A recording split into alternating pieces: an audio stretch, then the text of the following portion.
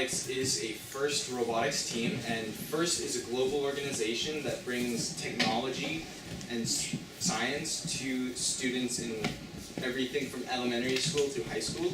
It was imagined by Dean Kamen and implemented in 1992 as a way to create a culture shift more towards students liking science and technology, because he felt that students looked up too much to entertainment heroes like football players, sports stars, and actors, and so he wanted them to look up to science and technology heroes instead.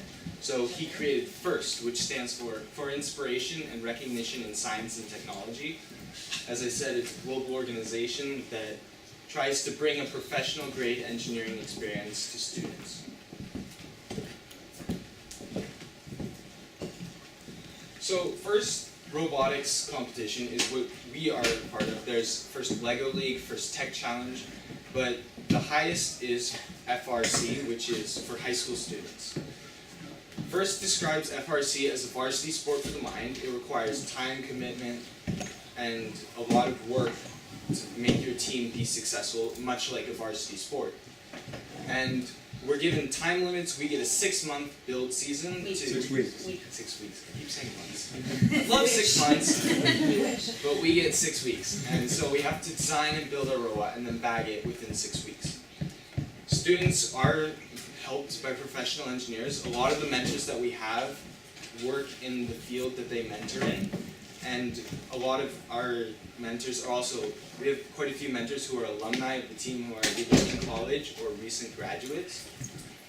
And we do use sophisticated hardware and software. If you look at the robot, if you take some time, it is professional grade stuff that we use. We use manufacturers for all our sheet metal. We make our own sheet metal parts too. But the programming and hardware is all mentored by professionals, so we get very professional product.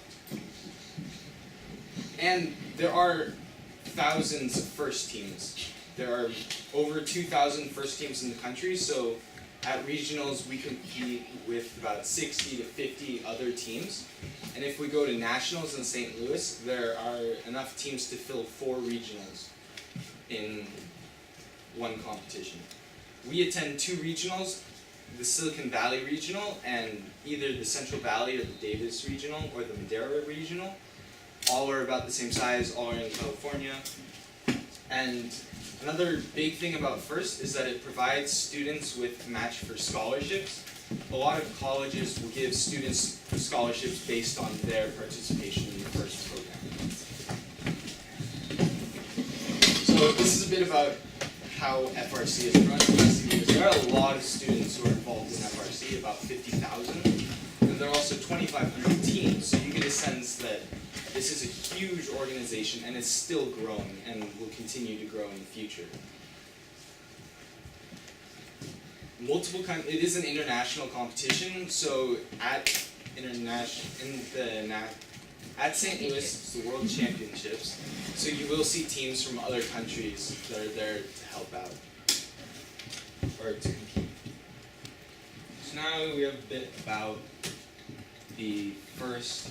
That's a bit about FIRST, but it's kind of hard to see. What does this all translate into in terms of robots? So this is the 2010 season. The game was soccer. You're supposed to pick up soccer balls and score them into goals. And robot on the far left is ours with the blue numbering. Bad idea on the red. But you can see robot takes the ball, scores it in the goal. The bumps in the middle provide extra strategic challenge. Then this is 2011, which was the game Logo Motion, where robots would put up inner tubes in the triangle, the circle, and the square, which are part of the logo, FIRST logo. And the higher you put it on the rungs, the more points you get. These poles in the middle were the endgame challenge where an FTC robot would be sent up the pole to hit the leg. This is 2012. The point of this game was basketballs. This is a robot right here. And you would pick up basketballs off the ground and then score them into goals. Again, highest goal, most points.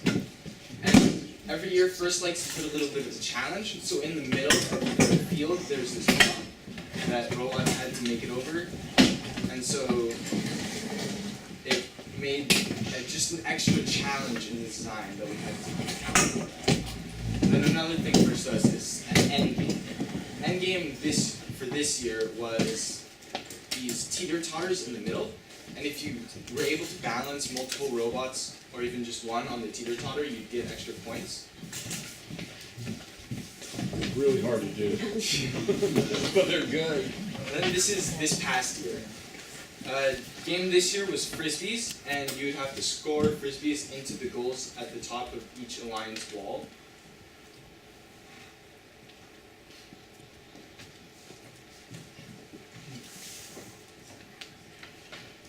A robot this year was meant to be a very high scoring robot, so we made sure that it was fast and that it could pick up off the ground. Normally you'd have to, if you didn't have a ground intake, you'd have to go to these feeder stations on the sides of the field, which makes it take a lot longer. And then the end game this year was climbing. You'd climb the pyramid, and as you can see, teams come up with very different strategies to achieve the same goal. It's 254 versus 1388, and you can tell there's high variation in design and varying levels of success in that design too. And then, so that's a bit about what First is and what we do.